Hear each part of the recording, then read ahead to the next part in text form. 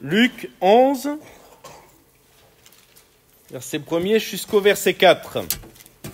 Nous poursuivons ce soir notre série de réflexions que j'ai intitulée « Apprendre à prier avec Jésus ». Voilà. Un disciple, ce qui marque un disciple, c'est son désir d'apprendre. Et on apprend toute notre vie, hein. Quand on est enfant, nouveau-né, qu'on découvre l'Évangile, qu'on découvre la parole de Dieu, souvent on a soif, hein. On veut apprendre. Moi, je me souviens quand je me suis converti, je voulais apprendre, je voulais connaître la parole de Dieu. Et cela jusqu'à la fin, hein. Il n'y a qu'un moment où on arrêtera d'apprendre, c'est quand on sera dans le ciel. Parce que là, on connaîtra tout parfaitement. Mais en attendant, nous sommes à l'école du Seigneur et ce qui caractérise un enfant de Dieu, c'est le désir d'apprendre, la volonté d'apprendre. Alléluia. Donc ce soir, on va lire ces 4 premiers versets. Vous savez que nous retrouvons cette prière, ce modèle de prière dans d'autres évangiles. D'ailleurs, dans la plupart des autres évangiles, elle est beaucoup plus longue, cette prière. Là, elle est plus courte. Et on va lire donc au verset 1er. Jésus priait un jour en un certain lieu. Lorsqu'il eut achevé, un de ses disciples lui dit « Seigneur, enseigne-nous à prier comme Jean l'a enseigné à ses disciples. » Il leur dit « Quand vous priez, dites « Père, que ton nom soit sanctifié, que ton règne vienne. Donne-nous chaque jour notre pain quotidien. Pardonne-nous nos péchés, car nous aussi nous pardonnons à quiconque nous offense. Et ne nous induis pas en tentation.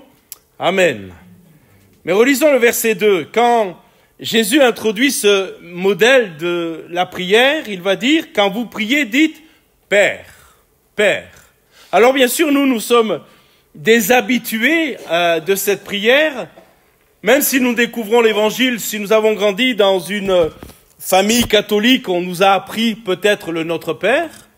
Donc pour nous, il n'y a pas de grande révélation lorsque Jésus nous dit de prier Dieu comme un Père. Mais pour les Juifs, c'est une vraie révolution. Et on va y revenir dans quelques instants. Dieu comme Père, c'est quelque chose qui va révolutionner la pensée de ceux qui vont devoir prier désormais. Jésus nous a introduit donc dans une réalisation, dans une révélation que Dieu est un Père. C'est pas un Dieu lointain. C'est pas un Dieu inaccessible. Et si vous connaissez votre Bible, vous savez que dans l'Ancien Testament, ce Dieu était quasiment inaccessible.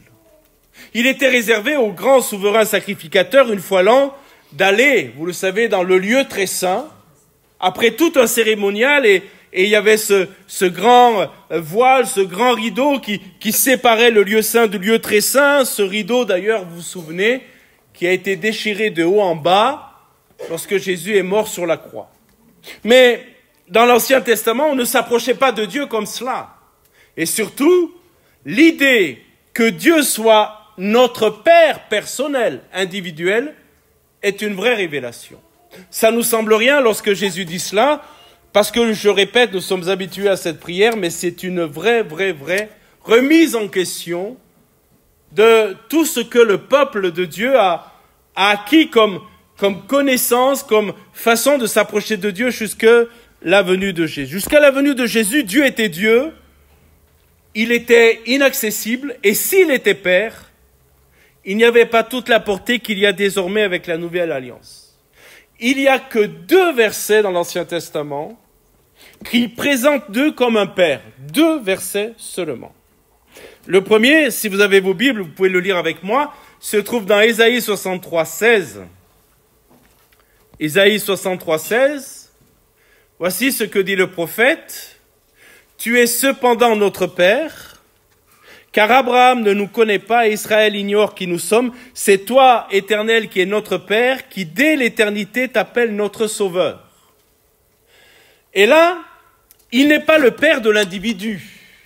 Il n'est pas le Père personnel d'un enfant de Dieu, comme nous pouvons le connaître dans la Nouvelle Alliance.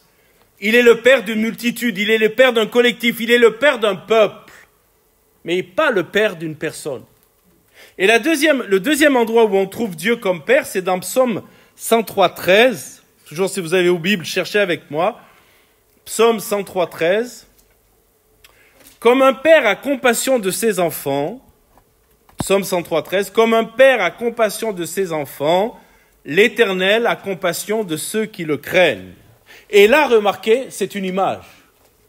Ce n'est pas une réalité, le psalmiste se sert d'une image pour parler de Dieu comme un père qui a compassion de ses enfants. Donc vous voyez, avec Jésus, il y a une toute nouvelle approche de Dieu. La révolution n'est pas simplement dans le titre, mais dans ce que révèle le titre. Comprenez bien cela. La révolution, c'est pas simplement de dire Père, parce que peut-être dans notre façon de prier, puisque Jésus nous a indiqué de le faire ainsi, nous aurions tendance à dire Père, mais sans réaliser ce qu'il y a dans le titre. Vous me suivez? Moi, j'ai fait le Notre Père pendant des années.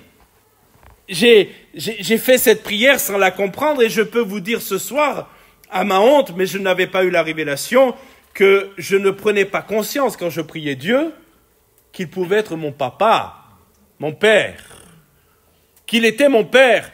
Pour moi, Dieu était un père, c'est vrai, mais un père fouettard. Et lorsque je désobéissais, lorsque peut-être, je manquais au commandement de Dieu, ce que je pouvais connaître à l'époque, le Dieu qui était dans le ciel, c'était un père fouettard. Ce n'était pas un père rempli d'amour. Et la vraie révolution, elle est là. C'est que quand nous prions un Dieu qui nous aime. Un Dieu qui est notre papa. Alléluia. Nos frères et sœurs africains, ça dérange peut-être parfois nos habitudes occidentales, mais lorsqu'ils prient, ils parlent à Dieu, ils disent papa, papa. Abba, Abba, en hébreu, c'est papa. Et ça peut nous déranger, mais en fait, ils expriment, si ce n'est pas simplement un effet de la culture, il faut aussi apporter quelques réserves. Parfois, ça révèle quand même la proximité, l'intimité. Jésus est le seul qui pouvait nous introduire dans cette révélation. Il est le seul qui a pu faire de Dieu notre Père par son sacrifice sur la croix. 2 versets pour démontrer cela. Avant Jésus, ce n'était pas possible que Dieu soit un Père. Avant Jésus, Dieu était le Père d'une multitude, mais un Père personnel, ce n'était pas possible. C'est Jésus qui, par son sacrifice, fait que nous pouvons appeler Dieu Père, Papa. Romains 8, 16. Regardez ce verset. Vous le connaissez certainement. Romains 8, 16 nous dit « L'Esprit lui-même rend témoignage à notre esprit que nous sommes enfants de Dieu. » Si nous sommes enfants, c'est que donc Dieu est notre Père. Amen. Et c'est vrai qu'il y a le miracle de l'action du Saint-Esprit, la révélation du Saint-Esprit, qui nous fait prendre conscience que Dieu est notre Père. C'est vrai. Et puis un autre texte très intéressant aussi dans Galates chapitre 4 verset 6, il nous est dit « Et parce que vous êtes fils » Galates 4, 6 « Et parce que vous êtes fils, ou filles, mais c'est englobé, les filles sont englobées dans les fils, et parce que vous êtes fils, Dieu a envoyé dans nos cœurs l'esprit de son Fils, lequel crie « Abba, Père ». Parce que vous êtes fils, parce que vous êtes filles. Et mes frères et sœurs, nous ne sommes pas des mendiants. Nous sommes des fils et des filles de Dieu. Quelle est la différence entre un mendiant et un enfant, un fils ou une fille? C'est que le mendiant, lorsqu'il fait la mendicité et tend la main, espère en la générosité du passant, sans être toujours convaincu qu'il aura quelque chose. Vous me suivez? Mais un fils, une fille, sait, alléluia, que son père ou que sa mère, mais regardons la pensée du père, il sait que son père va lui donner ce dont il a besoin. Amen. Et ce soir, Église, nous sommes venus dans ce lieu, non pas comme des mendiants, mais comme des fils et des filles de Dieu qui croient que Dieu va leur donner ce qu'ils demandent, si c'est selon la volonté de Dieu. Alléluia. Je voudrais voir deux choses que cela implique dans le fait que Dieu est notre Père. Deux choses seulement. Beaucoup de choses à dire, mais je resterai sur deux choses. D'abord, on va parler de l'amour inconditionnel de Dieu. Vous savez, nous aimons, mais nous n'aimons pas sans condition, pas toujours. Notre amour nécessite une réciprocité. Et le Seigneur nous demande d'aimer même nos ennemis. Et la barre est haute, hein? Mais Dieu, lui, aime sans condition. J'aime toujours ce moment où Jésus va croiser l'homme riche, vous connaissez, et puis l'homme riche va poser la question, qu'est-ce qu'il faut faire pour être sauvé? Vous vous souvenez de ça? Et Jésus va lui dire ce qu'il doit faire, qu'il doit tout vendre et le suivre et tout abandonner. Et si vous lisez bien le texte, il est parti tout triste et il est écrit « Et Jésus l'aima ». Malgré le refus, Jésus a continué à l'aimer. Et l'idée que Dieu soit notre Père nous montre que Dieu est un Père qui nous aime sans condition. Alors, il faut qu'on enlève les schémas des pères qu'on a pu avoir sur cette terre parce que je me suis rendu compte dans mon ministère que des fois, on fait la comparaison entre Dieu le Père et nos pères. Sauf que vous savez, il y a des gens qui ont été malmenés par leur père, violentés. Et nous sommes entre adultes, parfois même abusés. Et quand on leur dit que Dieu est un Père, forcément, il y a une réaction, un rejet. C'est pourquoi il ne faut pas chercher des exemples dans ce monde, aussi grands soient certains pères. Mais il nous faut nous souvenir de la parabole du Fils prodigue. On ne la lit pas, vous la connaissez. Et pour ceux qui ne la connaissent pas, vous la lirez dans Luc 15. Connaissez cette parabole de ce père qui va donner à son fils ce qu'il lui réclame, son héritage. Alors, je n'ai pas le temps de développer, mais quand même, généralement, quand on prend l'héritage, c'est que le papa est mort, oui. On ne demande pas l'héritage avant la mort. Et donc, il y avait comme de l'insolence. En plus de son désir d'indépendance et de vivre sa vie facilement avec l'argent de papa, il y avait quelque part quelque chose qui était de l'ordre de l'insolence. Vous me suivez? Mais ce père lui donne. Tu veux, je te donne. Et cet enfant part loin de la maison, il vit sa vie, il dépense son argent en faisant la fête, et puis à un moment donné, vous savez, vous connaissez le contexte, il se retrouve sans rien, il garde les cochons, et puis il se dit « Ah, je me souviens qu'il y a du pain dans la maison de mon père. » Et là, il se repent. Il se repent et dit « J'irai vers mon père. » Et il dit, je demande juste d'être un ouvrier, quoi. Et vous savez ce que le père fait? Lorsqu'il arrive, il lui dit, c'est bien fait pour toi. Tu n'avais qu'à rester à la maison. Tu m'as insulté, tu as été insolent, tu voulais ma mort. Tu as dépensé mon argent, tu n'auras plus rien. Maintenant, finis ta vie avec les cochons. Est-ce que ça aurait été juste? Oui. Est-ce que ça aurait marqué l'amour de Dieu? Non. Vous voyez, ce père, il est là et il l'accueille. On a beaucoup épilogué sur cette parabole et on a fait dire ce qu'elle ne disait pas, mais certains ont dit, et pourquoi pas, que le père, peut-être tous les soirs et tous les matins, il regardait au loin sur le chemin de la maison si le fils ne revenait pas à la maison. Et voyez, on doit apprendre que notre Dieu, il est rempli d'amour, de pardon, de grâce. Alléluia. C'est un Père qui nous aime sans condition. Dieu nous aime malgré nos erreurs. Amen. N'écoutez pas le diable qui va vous dire « Ah, tu veux prier Dieu avec ta vie, avec ce que tu as fait aujourd'hui, avec tes pensées ?» Eh bien, si nous avons désobéi, demandons pardon à Dieu. Et prions. Amen. Malgré nos erreurs, malgré nos égarements, malgré notre rébellion, Dieu demeure accessible dans la prière parce qu'il est foncièrement bon. Écoutez-moi bien, ce ne sont pas nos prières, nos œuvres qui le rendent accessible, c'est son amour.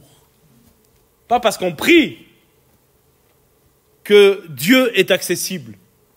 C'est pas dans cette pensée religieuse qui ferait que plus je prie, plus j'amadoue le cœur de Dieu. Le cœur de Dieu, il est acquis pour nos vies. Et Dieu répond parce qu'il nous aime. C'est son amour, vous le savez, qui l'a poussé à nous donner Jésus, notre médiateur, car notre médiateur entre nous et Dieu, c'est Jésus. C'est celui par lequel il faut passer pour prier. C'est pour ça que le Seigneur nous enseigne à prier au nom de Jésus. Et théologiquement parlant, voilà comment nous devons prier. On prie Dieu le Père au nom de Jésus par le Saint-Esprit. Mais on peut prier Jésus. On peut prier éventuellement le Saint-Esprit. Dieu s'y retrouve. Amen. Mais on prie Dieu le Père, celui qui va donner, au nom de celui qui nous a donné la possibilité d'obtenir ce que Dieu veut nous donner par le Saint-Esprit, c'est-à-dire inspiré par le Saint-Esprit. Premier point que je voulais voir, c'est donc que quand on parle de Dieu comme un Père, on parle d'un Dieu qui nous aime sans condition. Et la deuxième chose, qui parfois est oubliée, passée sous silence, parce qu'on parle de choses délicates, des choses peut-être qu'on n'a pas envie d'entendre et qu'il nous faut cependant parler, c'est qu'un Père digne de ce nom éduque, discipline s'il faut. Vous savez, on a rencontré beaucoup d'enfants qui n'ont pas été disciplinés. Et quand je parle de discipline, je ne parle pas de punition corporelle, de châtiment. D'ailleurs, le châtiment est tombé sur Jésus concernant notre péché. Et Dieu ne nous châtie pas. Dieu nous discipline. Ce n'est pas la même chose. Réfléchissez à cela. Parce que le châtiment est tombé sur Jésus. La punition pour notre péché est tombée sur Jésus. Mais cela n'empêche pas que Dieu nous éduque. Dieu nous discipline. Dieu nous corrige. Et il y a des enfants qui n'ont jamais été disciplinés, des enfants qui n'ont jamais été corrigés, qui finalement ont grandi sans cadre. Et on a rencontré plusieurs qui nous ont dit « J'aurais aimé que mon père me corrige. J'aurais aimé que mon père me discipline. Cela m'aurait évité d'être là où je suis aujourd'hui. » Alors, lisons ce texte pour parler de la discipline d'un père qui éduque. Dans Hébreux chapitre 12, regardez ces versets très intéressants. Hébreux chapitre 12, versets 5 et 8.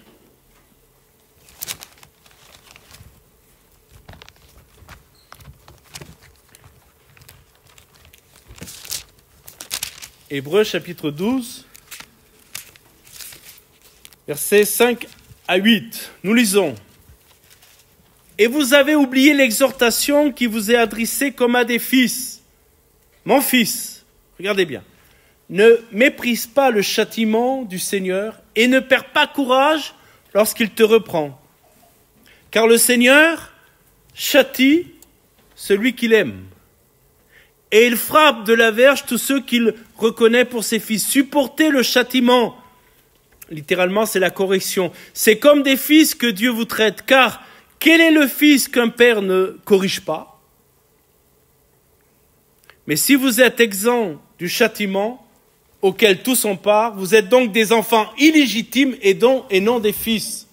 Je vais employer un mot qui est un peu cru, mais qui est la pensée de l'original. Vous êtes des bâtards, littéralement. Vous n'êtes pas des fils. Et que dit l'auteur de l'Épître aux Hébreux? Il dit que, puisque vous êtes des fils, Dieu va vous corriger. Dieu va vous discipliner. Dieu va vous éduquer. Et le Seigneur, c'est ce qu'il fait. Je pense qu'il ne faut pas retenir que l'aspect que Dieu nous aime d'un amour inconditionnel. Il y a une autre leçon dans l'image du Père. Un père a un rôle d'éducateur. Et parfois, un père est amené à discipliner. Oui ou non? Discipliner. Lorsque Jésus nous révèle Dieu comme Père, il nous révèle aussi un Dieu qui s'emploie à nous éduquer, à nous faire grandir selon les bonnes valeurs. C'est ça la discipline. Et la correction de la part du Seigneur, mais toute correction, un jour j'ai compris ce qu'était une correction. Et prendre des coups, simplement pour prendre des coups, parce que peut-être vous faites partie des gens qui ont pris des coups, et et on a été violenté, on a été frappé sans raison ou avec des raisons, mais un jour j'ai compris ce qu'était la correction en me servant d'un correcteur. Vous savez, le Blanco, ça n'existe plus maintenant, hein, avec les tablettes. Et j'ai compris vraiment ce qu'était une correction. Le Blanco, quand vous faites une faute, vous voyez la faute, vous mettez du Blanco. Vous vous souvenez ce qu'est le Blanco, certains? Les jeunes, vous connaissez le Blanco? Ouais. Vous mettez du Blanco sur la faute, mais si vous mettez du Blanco seulement, il n'y a pas de correction. Il y a juste une censure. Il y a juste, tu as commis une erreur, tu n'as pas bien fait, donc j'efface. Vous suivez? Le Blanco, on le met, et puis on corrige par-dessus. On met la bonne chose. Est-ce que vous comprenez? Alors oui, quand vous regardez la copie, et ça aussi c'est une image que nous pouvons retenir, quand vous regardez la copie, vous voyez que là ou là, il y a des erreurs qui ont été corrigées. Mais la copie, elle est bonne. Est-ce que vous me suivez? Mais les erreurs sont là, corrigées. Et des fois dans nos vies, on se souvient quand même. Oui, il y a eu la correction. Oui, le Seigneur, vous me suivez? Le Seigneur a corrigé, le Seigneur a changé, le Seigneur nous a ramenés dans les bonnes valeurs. Alléluia! Mais on voit quand même qu'il y a eu une intervention de Dieu.